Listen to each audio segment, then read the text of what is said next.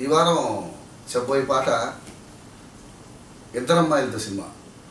Bunny hero, puri Jagannadh గారు director, Devi Sri Prasad సంగీతం. So దీంట్లో 2 పాటలు వేసాను.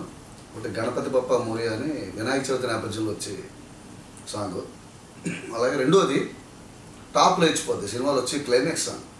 సో మనకు తెలుసు క్లైమాక్స్ సాంగ్ అనేటప్పటికి కొన్ని షరతులు నియమాలు అన్నీ ఉంటాయి. ఎందుకంటే క్లైమాక్స్ సాంగ్ డెఫినెట్గా మంచి మాస్ ఊపుతూ ఉండాలి, అది మాస్ హీరో కాబట్టి. కానీ ఆలోచనలోంచి పుట్టింది ఈ టాప్లో వచ్చిపోద్ది సాంగ్. యాక్చువల్గా ఈ టాప్లో వచ్చిపోద్ది సాంగ్ ముందు ఇంకో పాట రాయడం, ట్యూన్ ఇవ్వడం, దానికి రాయడం, రికార్డ్ చేయడం కూడా జరిగిపోయింది. సో ఇంకా 2 రోజులు షూటింగ్ చేయాలన్నప్పుడు మళ్ళీ వీళ్ళు డైలమాలో పడ్డారు, ఇది అంత ఊపు లేదు ఈ సాంగ్, ఇంకేదైనా ఉంటే బాగుంటుందని. సో పూరి గారు, హీరో, వీళ్ళందరూ. సో దానికోసం తర్జన భర్జన జరుగుతుంది. ఏదైనా హుక్కు లైన్ తోటి స్టార్ట్ చేస్తే బాగుంటుంది, బాగా జనాలు తెలిసిన పదం ఏదైనా అని పూరి గారు ఫోన్ చేశారు. అప్పుడు దీనికి ఏదైనా హుక్ లైన్ ఏమైనా తగులుతుందా అన్నప్పుడు 2-3 రకాలు చెప్పాను. 2-3 రకాలుగా చెప్తే అదంత కిక్గా లేదు, ఇదంత కిక్గా లేదు అని తర్జన భర్జన జరిగాక ఒకరోజు ఈ ఆలోచనలోనే నేను కారు డ్రైవ్ చేసుకుంటూ అలా జూబ్లీహిల్స్ అంతా తిరుగుతూ, మాదాపూర్ తిరుగుతూ కరెక్ట్గా చర్చి బ్లడ్ బ్యాంక్ దగ్గరకు వచ్చి ఆగాను, కారు ఆపాను. ఒక టీ తాగి ఏం చేయాలి దీనికి అని ఆలోచిస్తూ ఉంది, బ్రెయిన్ ఆలోచిస్తూనే ఉంది. సడన్గా తట్టిన పదం టాప్లో ఇచ్చిపోతాను పదం. సో బన్నీ బాడీ లాంగ్వేజ్కి, అతను చేసే డ్యాన్సులకి, అలాగే దేవిశ్రీ ప్రసాద్ ఇచ్చే ఎనర్జీ మ్యూజిక్కి ఈ టాప్లో ఇచ్చిపోతే చాలా ప్లస్ అవుతుంది, చాలా బాగుంటుందని వెంటనే జగన్ గారు చెప్పడం, జగన్ గారు వెంటనే దేవిశ్రీ ప్రసాద్కి చెప్పడం, దేవిశ్రీ ప్రసాద్ గారు వెంటనే దానికి ట్యూన్ చేయడం జరిగింది.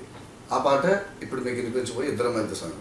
సో దీనికి సాక్షిలాగా ఏదైనా పెడదాం, డైరెక్ట్గా టాప్లో ఇచ్చిపోద్దని కాకుండా దేవిశ్రీ ప్రసాద్ ఒక 2-3 లైన్ లేదో అనుకుంటే దాన్ని అటు ఇటు సెట్ చేసి, అదే అతను ఇచ్చిన కంటెంట్ని ఇచ్చిన సాకి సెట్ చేసి, ఎలా అంటే అబ్బాయి మనసులో అమ్మాయి దూరేసి కితకితలే పెట్టేస్తే ఏమవుతుంది, మంచి బీట్ వస్తుంది, పిచ్చ పాట వస్తుంది.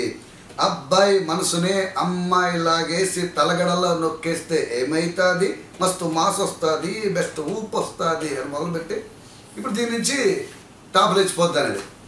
సో అప్పుడు పల్లవ తీసుకున్నాం. ఈ సినిమాలో హీరో హీరోయిన్ల మధ్య వచ్చి యుగల గీతం కాబట్టి, డ్యాన్స్ నెంబర్ కాబట్టి సో మాస్గా వెళ్దాం పూరి జగన్నాథ్ గారి స్టైల్లో అని ట్రై చేసింది.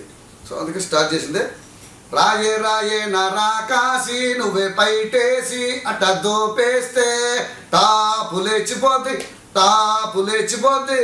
రారో రారో నా శివకాసి అగ్గిరాజేసి సిగ్గు పేల్చేస్తే టాపులేచిపోద్ది, పొద్ది పొద్ది టాపులేచిపోద్ది. చెట్టు మీద మ్యాంగోలా ఓవా ఓవా నువ్వెంత చక్కగున్నావే ఓవా ఓవా. చాకు లాంటి పిల్లాడే ఎంత షార్పుకున్నాడే, చాకొచ్చి మ్యాంగో కోస్తే టాపులేసిపోద్ది. కన్నే కొట్టావంటే టాపులేసిపోద్ది, ముద్దే పెట్టావంటే టాపులేసిపోద్ది, చెయ్యే పట్టావంటే టాపు టాపు టాపులేసిపోద్ది రో అని పలవ రాశాక సో కిక్కు వచ్చింది, బాగుంది సార్ అన్నారు దేవి గారు. సో అక్కడ చరణం రాయడం మొదలుపెట్టారు. నాకు కొత్త ఎక్స్పీరియన్స్ వెళ్దాం, చిన్న ఫన్నీగా ఉండేలాగా, అల్లరిగా ఉండేది ఏముంటుంది.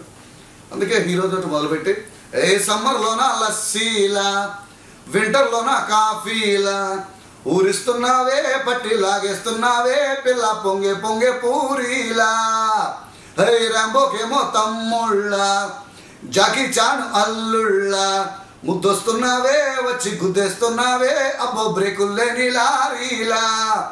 రారో రారో నువ్వు చిట్టికేసి షర్టు మడతేసి కాలరగరేస్తే టాపులేచిపోద్ది. ఓణి కట్టావంటే టాపులేచిపోద్ది, పూలే పెట్టావంటే టాపులేచిపోద్ది, ఈలే కొట్టావంటే టాపు టాపు టాపులేసిపోద్ది రో అని ఫస్ట్ అని ఫినిష్ చేసాం. దీంట్లో ఊరిస్తున్నావే పట్టి లాగేస్తున్నావే పిల్ల పొంగే పొంగే పూరీలా అనేది నేను పూరి జగన్నాథ్ మీద ఇష్టంతో రాసిన పదం. అది కావాలంటే పూరి పొంగిన పూరి చూస్తే ఎవరికైనా టెంప్టింగ్ ఉంటుంది, ఎంత నోరు ఊరుతుంది. సో ఆ ఎక్స్ప్రెషన్ ఇక్కడ హీరోయిన్ చూస్తూ హీరో పాడడం ఏదో నాకు గాడ్ ఫాదర్ కాబట్టి పూరి జగన్నాథ్ గారు కంటిన్యూగా నాకు సినిమాలు ఇచ్చి నా సక్సెస్లో చాలా షేర్ ఉంది కాబట్టి సో ఆయన మీద కృతజ్ఞతతో రాసింది పొంగే పొంగే పూరి అనేది. ఎందుకంటే పూరి గారు ఒకసారి బర్త్డే అయినప్పుడు అందరూ అడ్వర్టైజ్మెంట్లు ఇచ్చారు మ్యాగజైన్కి. నా సంతోషం మ్యాగజైన్ సురేష్ అడిగి నువ్వు కూడా ఏదైనా జగన్ గారి గురించి చెప్పంటే ఒక లైన్ చెప్పా పూరి గారి మీద, నాకు ఇష్టమైన టిఫిన్, నాకు ఇష్టమైన డైరెక్టరు రెండో ఒకటే పూరి, పూరికి శుభాకాంక్షలను పెట్టా. సో అది గుర్తొచ్చి అది వాడాను ఇక్కడ.